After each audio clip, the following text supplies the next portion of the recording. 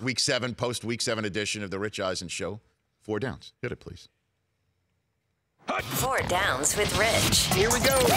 Why did you stop? Okay, so here we go. Here's my first down.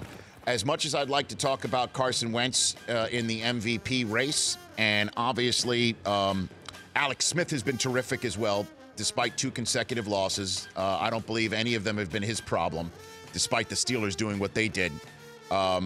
And we all know what Todd Gurley's done out here. Can't forget him in the MVP race. He is spectacular, and what Sean McVay has done with him has him as a Coach of the Year candidate of the first variety. But the MVP through 7 weeks of this season is Tom Brady. End of story. This guy is 40 years old, and he looks like he's 20. This guy, I understand Garoppolo last year went 2-1 or 2-0 without Brady, and then Brissett went 1-1 without Brady, and then you feel like you just plug anybody in. Julian Edelman's not there. It was funny. We were watching that game the other night against Atlanta, and Susie looks at me and goes, I miss Julian Edelman. I just miss him being out there. I miss his presence. You know, she's not alone. She just stopped. She said, you know what? I miss Edelman. Let's not forget, Edelman's not playing. And Amendola wasn't there for a while. Chris Hogan is suddenly, all world again. Tom Brady is I'm not going to sit here and quote you his stats and all that. You could just know it when you see it. Tom Brady is the most valuable player of the NFL right here, right now, and maybe when it's all said and done. Let's not forget, Tom Brady, that's my first down. Second down, let's talk about the Los Angeles Rams. Because, we say they are for real, and they are for real. But, here's what's got to happen, and I have no vested interest. I am now a Los Angelino coming from New York City. I've lived here for 14 years. Lost amongst the Dodger mania that we'll talk about with Harold Reynolds in a moment. And Lonzo Ball, everyone loves themselves some Lonzo Ball. But the Los Angeles Rams are 5-2. And if we want to talk about the viability of Los Angeles football, their next 3 home games are against Houston and Deshaun Watson, Saints and Drew Brees, and Carson Wentz. Those are their next 3 home games. These are all games that anywhere else in the United States for a team that's 5-2, we're not talking about, will fans show up? Will fans care? Are fans interested? These are 3 big games. And then comes the game after they play against Wentz on the road against Seattle. I think everybody's still waiting to call the Rams for real until they can finally beat Pete Carroll under this current iteration. They used to have no problem beating Pete Carroll with Jeff Fisher. If only those Jeff Fisher Rams could have shown up on that day a couple of weeks ago in Los Angeles. So they have got big-time marquee events coming up here in Los Angeles. And we'll see if people in Los Angeles really believe in the Rams once the Dodgers either win it all or not. And then Lonzo Ball, the mania will constantly churn out.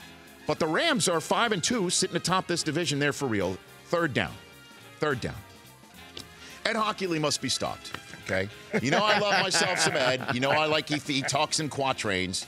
Your buddy Jerry Steinberg and ours, yes. He texted me last night. He's the Joey Crawford of the NFL. And it's kind of interesting because I think Joey Crawford was a little bit more arrogant than Ed. Ed's not arrogant. Ed, I think, likes the sound of his voice, and I think he likes being on television. Sure. And he likes explaining things like he's Nostradamus talking in quatrains. But last night, there were way too many penalties. He called 16 penalties last night, which is above his average from last year. And believe it or not, below, apparently I heard on ESPN last night, averaging 20 penalties a game. We are not tuning in to see you, Ed. Nobody is. With all due respect.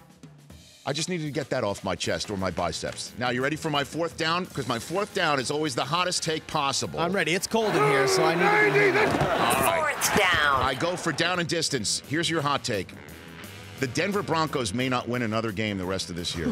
Oh. You're going to tell that to DeMarcus Ware coming up? When he walks in, I will let... They can't do anything anymore. Offensively, Trevor Siemian has lost it. I don't know what is happening. Emmanuel Sanders, I know, was out this past week. Demaryius Thomas, I mean, if you want to go down the top number 1 wide receivers in the league, he might not be number 1 on the team anymore. It's really Emmanuel Sanders, maybe. They can't block. They can't throw it. Defensively, that they're going to end up beginning to crumble because the offense can't put anything together. And listen to their schedule. Here are their next 3. At Kansas City, at Philadelphia, home for New England. That's 3-6. Then they've got Cincinnati coming to their house. Cincinnati almost beat Green Bay with Aaron Rodgers a few weeks ago. And hear me out, folks. They should win that game. If they don't, they're at Oakland. They're at Miami.